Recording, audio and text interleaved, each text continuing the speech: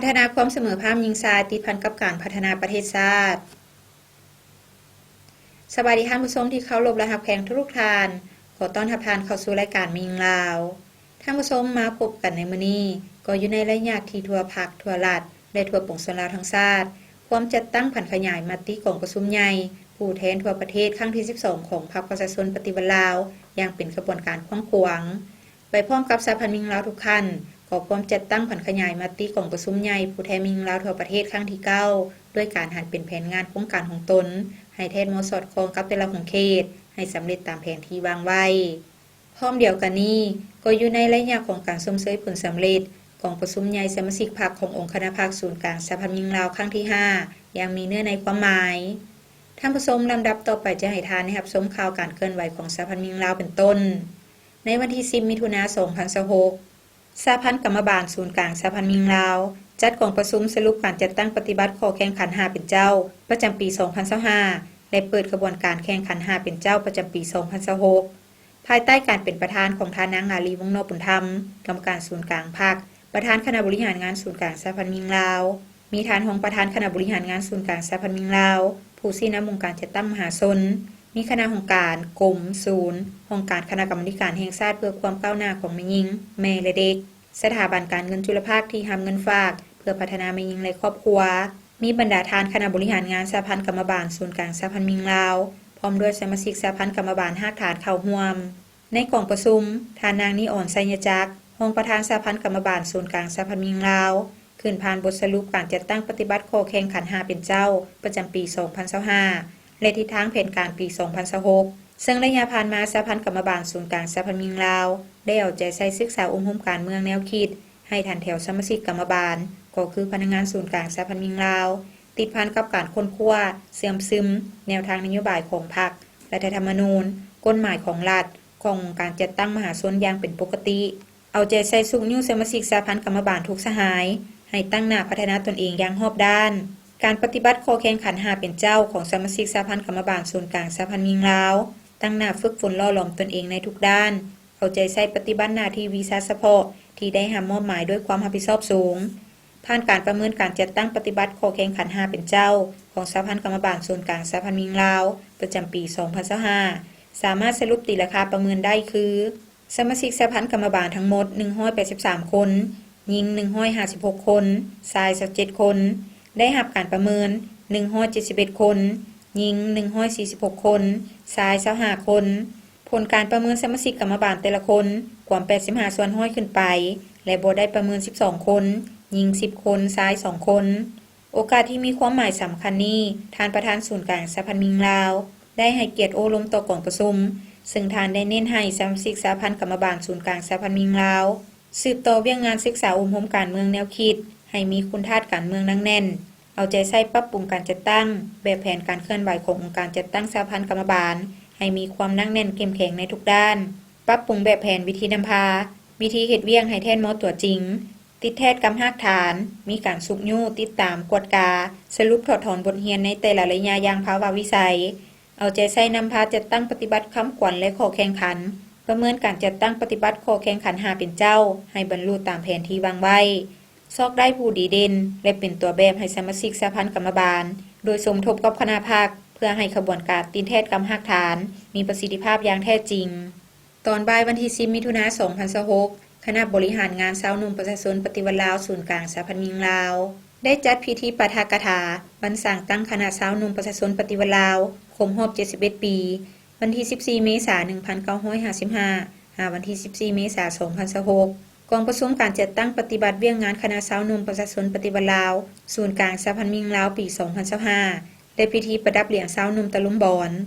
ให้เกียรติเป็นประธานร่วมโดยสหายนางอาลีวงศ์นอกบุญธรรมกรรมการศูนย์กลางพรรคประธานคณะบริหารงานศูนย์กลางสหพันธ์มิงลาวและสหายนางมีนาศรีวิไลกรรมการสำห้องศูนย์กลางพรรคห้องเลขาคณะบริหารงานศูนย์กลางชาวหนุ่มประชาชนปฏิวัติลาว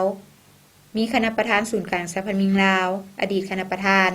อดีตเลขาคณะบริหารงานชาวหนุ่มประชาชนปฏิวัติลาวศูนย์กลางสหพันธ์มิงลาวบรรดาสหายคณะหน่วยภาคคณะกรมคณะหน่วยชาวหนุ่มพนักงานราชการและสมาชิกชาวหนุ่มทั่วศูนย์กลางสหพันธ์มิงลาวเข้าร่วมอย่างพร้อมเพรียง ในพิธีสหายนางมีนาศรีวิไลกรรมการสำห้องศูนย์กลางพรรคห้องเลขาคณะบริหารงานศูนย์กลางสาวหนุ่มประชาชนปฏิวัติลาว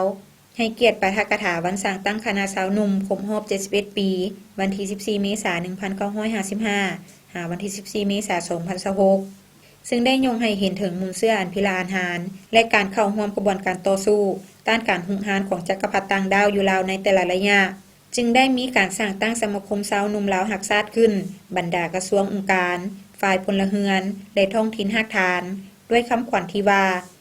บ่อนใดยากสาวหนุ่มบุกบ่อนใดถูกสาวหนุ่มผ่านพาบ่อนใดชาติต้องการสาวหนุ่มขานอาสาซึ่งคำขวัญดังกล่าวนี้พวกเขายังได้นำใช้มาถึงปัจจุบัน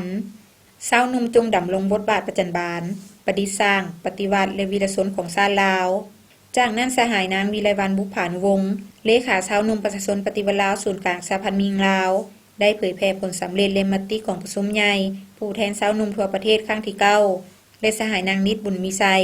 ห้องเลขาสาวหนุ่มประชาชนปฏิวัติลาวศูนย์กลางสหพันธ์มิงลาวเผยแพร่กฎระเบียบคณะสาวหนุ่มประชาชนปฏิวัติลาวสมัยที่9และผ่านข้อตกลงว่าด้วยการมอบเหรียญสาวหนุ่มตะลุมบอนให้บุคคลที่มีผลงานดีเด่นมีคุณงามความดีในการอุทิศเหือแหงสติปัญญาและชี้นำเวียกงานสาวหนุ่มประชาชนปฏิวัติลาวในระยะผ่านมา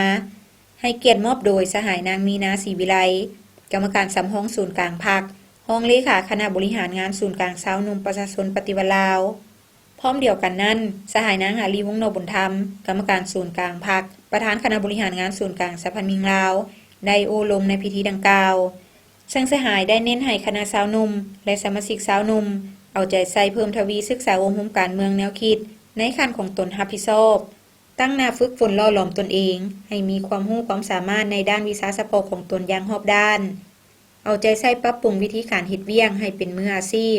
และให้มีผลงานที่พ้นเด่นเป็นแบบอย่างที่ดีให้แก่เยาวชนรุ่นใหม่เพื่อให้กลายเป็นคนที่มีคุณภาพพร้อมกันพัฒนาและสร้างสรรค์ประเทศชาติให้มีความสีวิไลขึ้นเรื่อยๆที่ท่านได้รับชมผ่านไปนั้นก็แม่นข่าวการเคลื่อนไหวของสหพันธ์มิงลาวท่านผู้ชมเนื่องในโอกาสของประชุมใหญ่สมาชิกพรรคขององค์คณะพรรคศูนย์กลางสหพันธ์มิงลาวครั้งที่5ทางรายการได้สัมภาษณ์ผู้เข้าร่วมของประชุมดังกล่าวเชิญทานรับชมได้มื้อนี้มีความภาคภูมิใจหลายที่ว่าได้เข้าร่วมกองประชุมใหญ่องค์คณะพรรคครั้งที่5ของศูนย์กลางสหพันธ์มิงลาวในนามพนักงานบำนาญคนหนึ่งเนาะก็รู้สึกว่าภาคภูมิใจแล้วก็เห็นได้ผลงานอันพ้นเด่นของบรรดาสมาชิกพรรคอยู่ในองค์คณะพรรคลูกหลานน้องนุงที่ว่าได้สืบต่อภารกิจหลังจากพวกข้าพเจ้าได้รับบำนาญแล้วก็มีผลงานอันใหญ่หลวงมีความห่าวหันและข้าพเจ้าก็เห็นว่าหลายๆท่านมีความก้าวหน้าฉะนั้นเพื่อสืบต่อภารกิจอันมีเกียรตินี้ข้าพเจ้าอยากเรียกร้องให้บรรดาสมาชิกพรรคที่เป็นคนหนุ่มเป็นอนาคตเป็นผู้สืบทอดขอให้มีความห่าวหันอุ่นเอียนทุนเทียงมีความรับผิดชอบต่อหน้าที่การเมืองขอให้สำเร็จภารกิจอันมีเกียรติของทุกท่านเนาะขอบใจกรมกฎกาเนาะในฐานะเป็นเสนาธิการหนึ่งให้คณะพรรคหรือว่าองค์คณะพรรคศูนย์กลางสหพันธ์มิงลาวในเวียกงานกฎกาเนาะพวกเขาก็จะนำเอามติกองประชุมใหญ่ขององค์คณะพรรคครั้งนี้ไปจัดตั้งผันขยายเข้าในเวียกงานตัวจริงโดยเฉพาะจะเป็นการจัดตั้งผันขยายตามทิศทางแผนการเนาะในระยะ5 ปีต่อหน้าและแผนพัฒนาของศูนย์กลางสหพันธ์มิงลาวระยะ 2026 ถึง 2030 ในเป้าหมายที่9แผนเวียกยุทธสุ่มที่2เนาะซึ่งเป็นเวียกงานกฎกาของพวกเขาเนาะในการสร้างความเข้มแข็งการติดตามกฎกาประเมินผลการเคลื่อนไหวเวียกงานรอบด้านของสหพันธ์มิหญิงและนอกจากนั้นก็แม่นพวกเขาก็สิได้ติดตามสุขโยของบรรดากงจักรสวยเวียกที่ขึ้นกับองค์คณะพรรคของศูนย์กลางสหพันธ์มิหญิงลาวแนใส่เฮ็ดให้การจัดตั้งสมาชิกพรรคก็คือสมาชิกสหพันธ์มิหญิงเนาะมีความปลอดใสเข้มแข็งนักแน่นอย่างมีคุณภาพที่ท่านรับชมผ่านไปนั้นก็แม่นการให้สัมภาษณ์ของผู้เข้าร่วมของประชุมใหญ่สมาชิกพรรคขององค์คณะพรรคศูนย์กลางสหพันธ์มิงลาวครั้งที่5ท่านผู้ชมจากนี้พักผ่อนกันก่อนแล้วจึงกลับเข้ามาระยะถัดไปของทางรายการ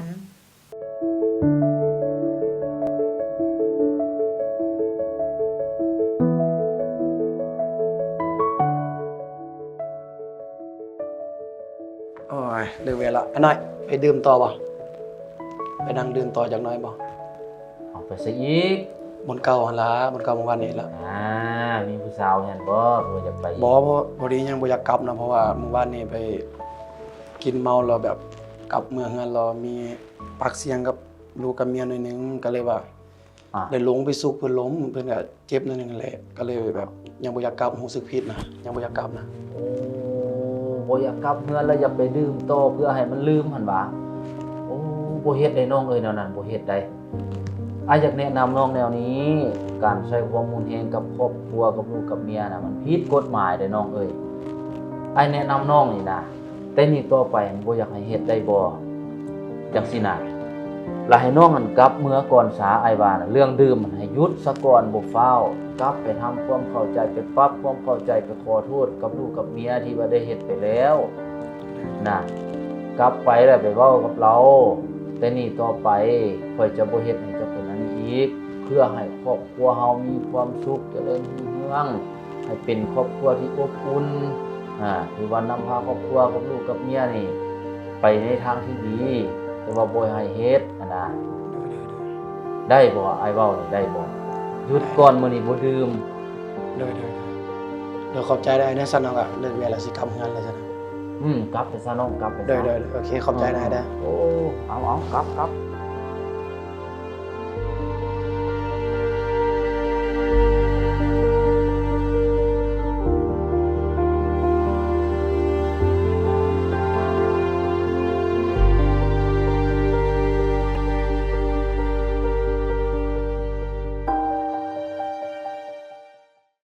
เข้าสู่รายการมียิงลาวท่านผู้ชมสำหรับระยะนี้ทางรายการขอนำเสนอการสร้างเศรษฐกิจครอบครัว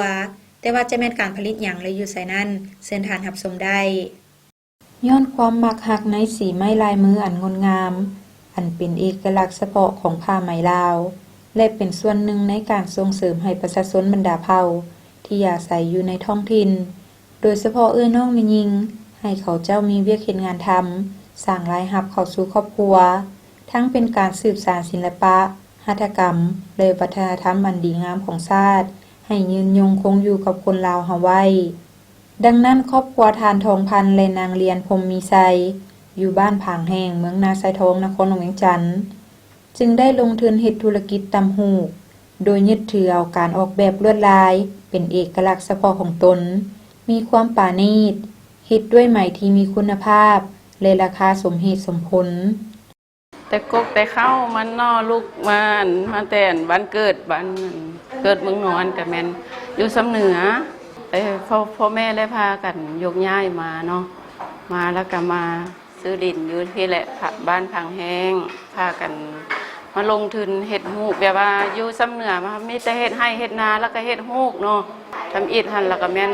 ไปซื้อมาเฮ็ดแต่ครอบครัวเฮ็ดได้แล้วก็ไปขายได้มากก็ซื้ออยู่ซื้อกินไปสินะเฮ็ดมาก็หลายปีแล้วแล้วก็ขึ้นผลิตออกหลายๆบ่หั่นนะเฮ็ดให้มันพอขายพออยู่พอกินบ่นะก็เลยลงทุนไปซื้อพายซื้อไหมซื้อเครื่องฮูกซื้อหยังมาก็เอาเขาเจ้ามาตำฮูกน้ำแล้วเอาลูกเอาหลานอยู่สำเหนือหั่นล่ะเอามาตำอยู่เฮือนน้ำบัดสินค้าหลักของครอบครัวนางเรียนพรหมมีไซแม่นมีสิ้นตีนสิ้นสุดสิ้นพร้อมผ้าเบียงมีสีสันลวดลายที่สวยงามเป็นเอกลักษณ์เฉพาะราคาเริ่มต้นแต่ 300,000 กีบหา 1,500,000 กีบขึ้นไปใน1เดือนเก็บได้ประมาณ30สุดมีรายได้เฉลี่ย20ล้านกีบและเมื่อหักต้นทุนการผลิตแล้วส่วนที่เหลือแม่นเป็นค่าใช้จ่ายที่จำเป็นและเป็นทุนฮ้อนต่อไปนอกจากขายอยู่เฮือนและเฮ็ดตามที่ลูกค้าสั่งแล้วยังมีห้างจำหน่ายสินค้าอยู่ตลาดเช้าน้ำอีกคันเว้าหลักๆก็เริ่มแบบว่าได้ลงทุนซื้อฟืมซื้อหยังซื้อเครื่องฮูกมาแล้วก็ลงทุนเฮ็ดลิงเฮ็ดลายอีหยังต่างๆปั้นใหม่ให้เขาแล้วก็ปล่อยนอกว่านั้นปล่อยให้ตำอยู่บ้านนั้นบ้านนี้สินะบ่ได้ตำอยู่เฮือนแล้วว่าซั่นซะเดือนนึงจะไปส่ง2เทื่อ2อาทิตย์แล้วไปเก็บเทื่อนึงแล้วไปส่งเนาะไปส่งมีแต่ว่าลงทุนเบิดทุกอย่างมีแต่ว่าให้เขาตำแล้วเอาค่ามือให้เขา2อาทิตย์แล้วไปเก็บเทื่อนึงแล้วก็ ปั้นเอาไปให้เขาแล้วก็เก็บมา2 อาทิตย์ก็ได้ประมาณอยู่30 ชุดสิเนาะทั้งผ้าเวียงทั้งผืนทั้งตีนสิเนาะเฮ็ดประกอบใส่แล้วก็เฮ็ดครบเสร็จแล้วก็ไปส่งตลาด พร้อมเดียวกันนี้องค์การปกครองบ้านก็ได้เอาใจใส่ลงติดตามสุขอยู่ชีวิตการเป็นอยู่และอำนวยความสะดวกให้ประชาชนภายในบ้านเว้ารวมเป้าเฉพาะก็คือครอบครัวทานทองพันและนางเรียนพรหมมีไซเฮ็ดให้ประชาชนภายในบ้านสามารถทำมาหากินได้ตามความสามารถของตน แต่ผ่านมาพวกเราก็ได้ลงสุกยูเนาะเกี่ยวกับครอบครัวตัวแบบนี้ก็คือครอบครัวของนางเหรียญผมมีไซนี้เนาะครับไปเป็นครอบครัวหนึ่งที่อยู่บ้านเฮาแล้วก็เป็นครอบครัวตัวแบบอยู่บ้านของพวกเฮานี้ผลิตภัณฑ์ของเพิ่นเนาะก็คือว่าได้เฮ็ดเกี่ยวกับตินซินเกี่ยวกับผ้าเบียงผ้าอย่างนี้เนาะเมื่อก่อนก็คือว่าแล้วเมื่อก่อนก็ยังน้อยๆอยู่แต่ว่ามาแล้วก็ย้อนว่าหนึ่งก็ย้อนการที่นำของคันถึงของต่อมาก็คือว่าแล้วคืออยู่ห่างพานพวกเฮาก็ได้ติดตามเบิ่งเขาเจ้ามีการขยายตัวเนาะเมื่อก่อนก็จากกี่อันเดียวต่อมาก็ได้ขยายออกมาเป็นหลายๆบอนแล้วก็มีหลายสาขาเนาะเขาเจ้าก็ได้ผลิตไปเจ้าภายในนี้เนาะพวกเราจะได้ขยายเอาครอบครัวตัวนี้เป็นครอบครัวตัวแบบแล้วพวกเราก็จะขยายไปหาเกี่ยวกับกสิกรรมเนาะกสิกรรมพวกเราเขาละเพราะว่าก็ได้พัวพันกับกสิกรรมเมืองคนก็จะเอาโครงการมาลงให้พวกเราแต่ว่าตัวนั้นพวกเราจะอนาคตก็จะลงในคุมนี้เพราะคุมนี้นี่เป็นพื้นที่กสิกรรมก็แม่นเนาะตัวนี้นี่พวกเราก็ได้ว่าที่เอามาลงอยู่นี่เนาะที่พัวพันกสิกรรมสีไม้ลายมืออันเป็นเอกลักษณ์ของลาวที่มีมาแต่ปู่ย่าตายายได้ถ่ายทอดให้ลูกหลานยังต่อเนื่องมาถึงทุกวันนี้เฮาทุกคนต้องพร้อมใจกันอนุรักษ์รักษาไว้ด้วยการส่งเสริมผลิตภัณฑ์ของคนลาวดังคำเว้าที่ว่าลาวเฮ็ดลาวไส้ลาวได้ลาวเจริญที่ทานรับชมผ่านไปนั่นก็แม่นการสร้างเศรษฐกิจครอบครัวซึ่งก็แม่นกิจกรรมหนึ่งที่สามารถเห็นให้ครอบครัวมีอยู่มีกินหลุดพ้นออกจากความทุกข์ยากได้เทื่อละก้าวท่านผู้ชมจากนี้พักผ่อนกันอีกครั้งหนึ่งแล้วจึงกลับเข้ามาในสุดท้ายของทางรายการ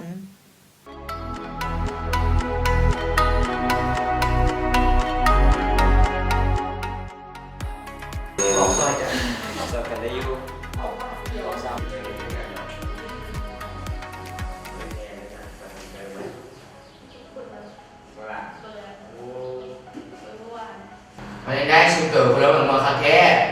ก็ล้มเรื่องเพื่อนบ้านปกตินี่แหละว่าแต่ผู้สูงขึ้นมาไว้แท็กคนนี้นะ แม่มีประสมได้มาส่งไว้ครับตัวนี้มานำ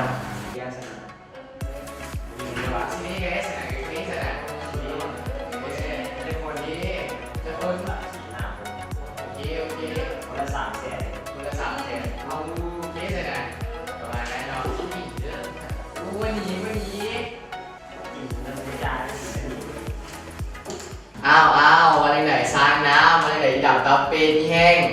อีตุ้ยตัวนี้ตัวจะเป็นว่าเวลาที่อย่างนอกตะคำตั้งมาคนหน้าปลาคำท่านบ่ต้องไปสนใจบ่ต้องไปถือสาคำเล่าของพระเจ้าดอกเขาเจ้ากำลังก็ให้คนอื่นแบบนี้แหละนั่นแหละบ่ต้องไปสาคำเล่าของพระเจ้าพระเจ้าก็เป็นแบบนี้แหละกับเพิ่นผู้งานเลยบ่เคยถึกร้องไห้มักหลานอนเรื่องเว้าให้หมู่หั่นน่ะบ่เห็นใจเพิ่นใจตัวเด้จังเป็นซาดเป็นตนาเด้เนาะ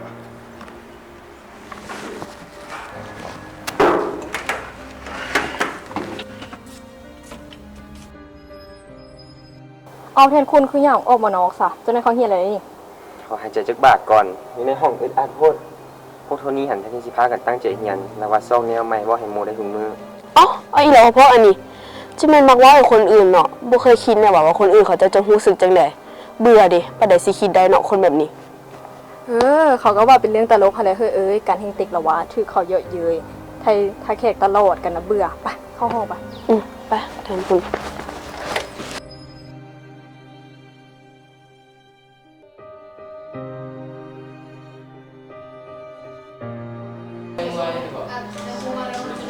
สบายดีชาวคู สบายดีเซอร์นั่งไง พอใจชาวคูไม่ใช่ชาวญี่ปุ่นเหรอเอาพาไปชมกันก็เป็นตะมวนแท้ ถ้าเท่านี้ทันได้ครูว่าให้หมู่เนี่ยบ่ดี แล้วเว้าหยังให้หมู่ แล้วไว้พวกหลานว่าอีตุ้ยอีสร้างน้ำอีดำตาเป็ดและอีแห้ง เอ้าเป็นหยังคือไปเว้าให้หมู่จังซั้นไปเว้าย่อเย้ยหมู่จังซี่น่ะมันกระทบจิตใจหมู่ได้แล้วตัวเองเป็นผู้ชายอีกไปเว้าให้หมู่ที่เป็นผู้หญิงจังซี่มันถึกแล้วบ่แล้วถ้าเป็นน้องเดี๋ยวที่ถึกเว้าให้น้องจะรู้สึกจังได๋เคยคิดเบิ่งบ่ทุนี้ แม่นแล้วพวกน้องเอ้ยครูนุนีเว้าถึกแล้ว การเว้าเย่อเย้ยเสียดสีเป็นการใช้ความรุนแรงประเภทหนึ่งใดเพราะเฮ็ดให้ผู้อื่นเสียใจพวกน้องฮู้บ่ ในกฎหมายว่าด้วยการต้านและสกัดกั้นการใช้ความรุนแรงต่อแม่หญิงและเด็กได้ระบุไว้อย่างชัดแจ้งแล้วว่าการเว้าเย่อเย้ยเสียดสีกันเป็นการใช้ความรุนแรงทางด้านจิตใจใด ครูนุนีเว้าถูกต้องแล้ว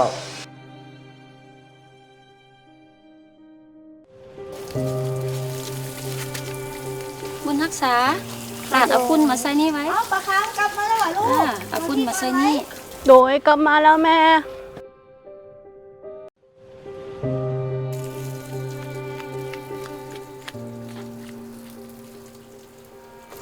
ป่าคำนี้ขนมให้ข่าวบอ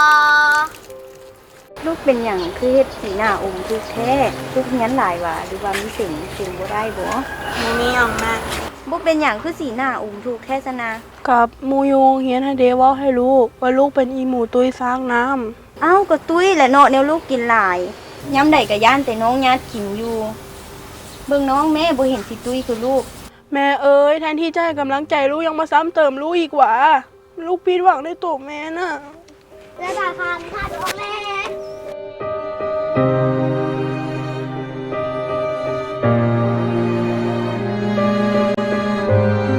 ทองวันเอ้ยน้องคือไปเว้าให้ลูกแบบนั้นฮู้บ่ว่ามันทำร้ายจิตใจลูกซำใดลูกเจอยุงเหียนก็มาหลายแล้วเรากลับมาเฮือนคิดว่าเฮือนเป็นบ่อนที่ปลอดภัยที่สุดสุดท้ายน้องยังไปตอกย้ำความเจ็บปวดให้เราอีกน้องลองคิดเบิ่งลองเอาใจลูกมาใส่ใจเฮามันสิทรมานซำใดถ้าฮักคำนั้นมันได้ออกจากปากคนที่เป็นแม่น้องลองคิดเบิ่งเด้อ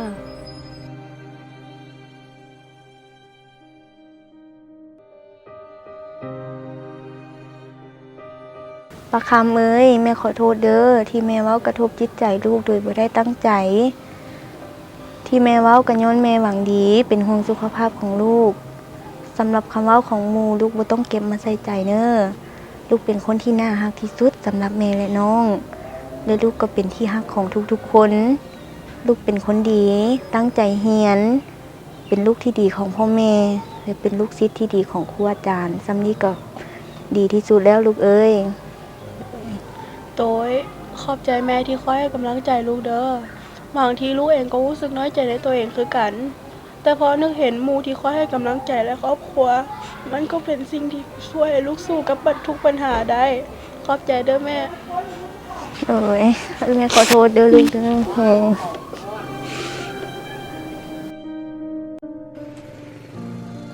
สบายดีน้องๆทุกคนสบายดีสาวกูก่อนสิเข้าบทเรียนมื้อนี้ครูอยากให้นักเรียน2คนขึ้นมาก้าวแหน่1กับหมู่ก่อนขึ้นมาเลยเช็คประคำตาขอโทษเด้อเมื่อวานนี้ขอว่ามันแห้งเกินไปมันแล้วขอโทษเด้อเพื่อนเราขอสุขภาพอีกแล้ว โอเป็นหยังดีแล้วที่ผู้เป็นผู้สำนึกผิดขอให้อภัยในปัจจุบันสปป.ลาวมีความคืบหน้าหลายในการส่งเสริมความเสมอภาพระหว่างหญิงชายด้านการศึกษาโอกาสหญิงชายที่เท่าเทียมกันการสร้างขีดความสามารถให้แก่เด็กการบ่จำแนกกันการเคารพให้เกียรติซึ่งกันและกันการเปิดกว้างต่อกับการรับฟังคำคิดคำเห็นซึ่งกันและกันซึ่งสถาบันครอบครัวจะต้องได้สืบต่อเฮ็ดให้เด็กหญิงได้พัฒนาเท่าเทียมกับเด็กชายสถาบันการศึกษาแม่นบ่อนให้ความรู้เพื่อพัฒนาคนให้เติบใหญ่ไปตามเป้าหมายและสถาบันการศึกษายังให้ความสำคัญต่อกับผู้ที่ได้รับการศึกษาเพื่อสืบต่อพัฒนาตัวเองอย่างบ่หยุดยั้งฉะนั้นการให้โอกาสหญิงชายได้รับความเสมอภาพอย่างเท่าเทียมต่อหน้ารัฐธรรมนูญและกฎหมายเพื่อลดพ้นและปราศจากการจำแนกและการใช้ความรุนแรงโดยพื้นฐาน5หลักการร่วมคิดร่วมตัดสินใจ ร่วมจัดตั้งปฏิบัติร่วมรับผิดชอบ และร่วมรับผลประโยชน์